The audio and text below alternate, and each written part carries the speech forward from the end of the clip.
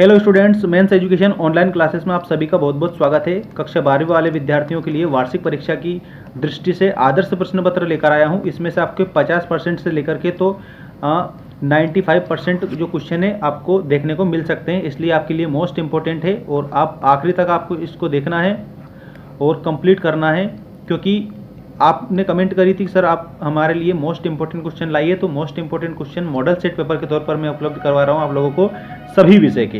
तो सबसे पहले आपको हिंदी ही बता रहा हूँ मैं। हिंदी के और भी वीडियो हमने अपलोड कर दिए, उनको भी आप जाकर देख सकते हैं। प्लस प्लेलिस्ट हमने बनाई है, प्लेलिस्ट के माध्यम से आप जो आपकी ब्लूप्रिंट है उस पर आधारित जो क्वेश्चन बैंक है उस क्वेश्चन बैंक के उत्तर भी हमने बता दिए हैं।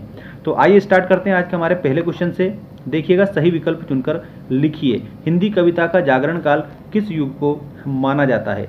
तो इसमें आपको याद रखना है भारतेंदु युग को जागरण काल माना जाता है। उषा का अर्थ क्या होता है? तो उषा का अर्थ होता है भोर। ठीक है। किशोरों की टोली पानी दे मैया कहकर किस सेना के आने की सूचना देते थे? तो इसमें आपको याद रखना है इंद्र सेना के आने की सूचना देते थे। यशोधर बाबू के विवाह की वर्षगांठ कौन सी थी? तो आप याद रखना, जो यशोधर बाबू थे ना, उनकी विवाह की 25वीं वर्षगांठ थी, जो कि आपको ऑप्शन नंबर सा वाले में दे रखा है, मतलब कि ऑप्शन नंबर 3 में दे रखा है 25वीं 25th ऑफ,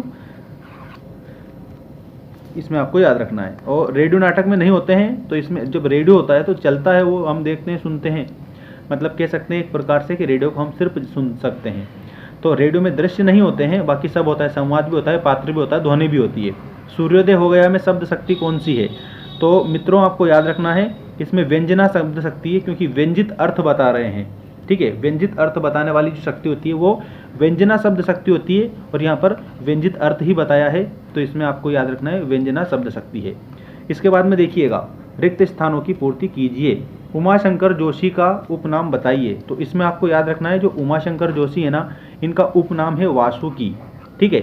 अगला देखिए, महादेवी वर्मा को काव्य संग्रह के लिए ज्ञानपीठ पुरस्कार मिला था। तो यामा नामक उनका जो काव्य संग्रह है, इसके लिए उन्हें ज्ञानपीठ जो पुरस्कार है उससे सम्मानित किया गया था। हिंदी का महत्वपूर्ण पुरस्कार होता है ज्ञानपीठ पुरस्कार। मोहनजोदड़ो में लगभग कुएं थे, तो इसमें आपको याद रखना है लगभग 700 कुएं थे। विशेषीकृत रिपोर्टिंग करने वाले रिपोर्टर को किसका दर्जा दिया गया था? तो विशेष संवाददाता का दर्जा दिया जाता है। विशेष संवाददाता आप इसमें याद रखेंगे। ठीक है, यही करेक्ट आपका उत्तर होगा। का सामान्य अर्थ है संक्षेप में कहना। तो संक्षेपण का सामान्य अर्थ होता है संक्षेप में कहना। बिल्कुल संक्षेपण से रिलेटेड क्वेश्चन आपके बनेंगे, तो आप याद रखेंगे अच्छी तरह से। पोंछा एक शब्द है, तो आपको इसमें याद रखना है क्षेत्रीय शब्द है। पोंछा कैसा शब्द है? क्षेत्रीय शब्द है। बिंब शब्द अंग्रेजी के इमेज शब्द का हिंदी रूपांतरण है। अंग्रेजी में जो आप इमेज लिखते हो ना, उसका हिंदी रूपांतरण जो शब्द होता है वो बिंब होता है। इसके बाद में देखिएगा, सही जोड़ी बनाइए। ये सही जोड़ी आप अच्छे से याद करेंगे। देखिएगा, दिन का पंथी, तो इसमें आपको याद रखना है जल्दी जल्दी चलता है। यहाँ मैं लिख देता हूँ जल्दी जल्दी चलता है, जल्दी जल्दी चलता ही आएगा। भक्तिन का वास्तविक नाम क्या था? तो लक्ष्मीन भक्तिन का वास्तविक नाम था। इसके बाद में वसंत पाटिल आपको जो दिया गया है, शरीर से दुबला पतला व्यक्ति था, इसे याद रखना है। कहानी का केंद्रीय बिंदु जो होता है ना, उसको हम क्या कहते हैं? कथानक कहते हैं। और कहानी का फर्स्ट मतलब प्रथम बिंदु होता है ये। बिल्कुल कहानी में कथानक होने ही चाहिए 100%। अगर मान लीजिए कहानी में कथानक नहीं है तो कहानी नहीं होती है।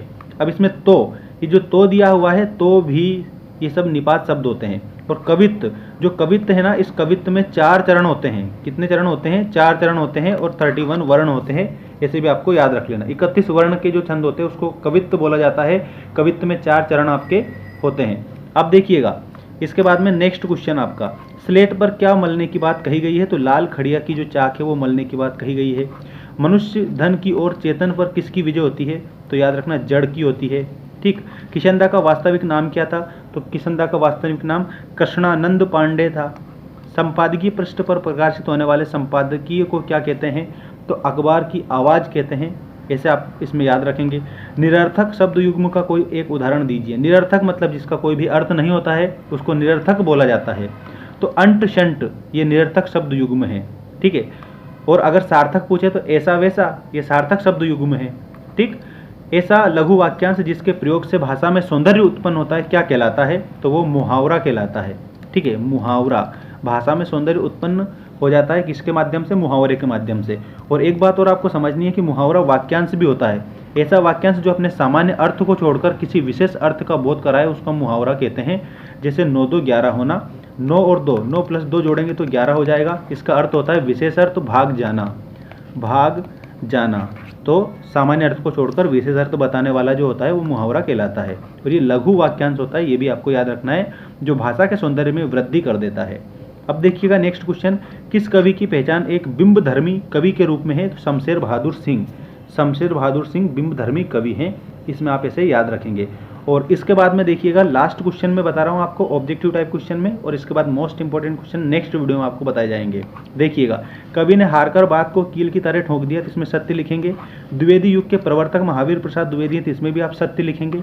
डॉक्टर भीमराव अंबेडकर जाति प्रथा के समर्थक थे, तो इसमें आप लिखेंगे असत्य, क्योंकि समर्थक नहीं थे वो। और मिस्र और सुमेर में चकमक और लकड़ी के उपकरण इस्तेमाल होते थे, तो इसमें आपको लिखना है सत्य। और निरक्षरों के लिए मुद्रित माध्यम बहुत उपयोगी होते हैं, तो इसमें असत्य। निरक्षर है तो उनका अक्षर का ज्ञान नहीं होगा, तो जो प्रिंट किया हुआ है, मुद्रण कार्य जो किया है किसी भी, जैसे मान लीजिए अखबार पर मुद्रण किया है, अगर मान लीजिए निरक्षर है तो उसको तो अक्षर का ज्ञान होगा ही नहीं, तो वो नहीं पहचान पाएगा, उसके लिए कोई भी उपयोगी नहीं है, तो इसमें आप असत्य लिखेंगे। माधुर्य गुण का संबंध चित्त की उत्तेजना वृत्ति से होता है, तो इसमें असत्य लिखेंगे।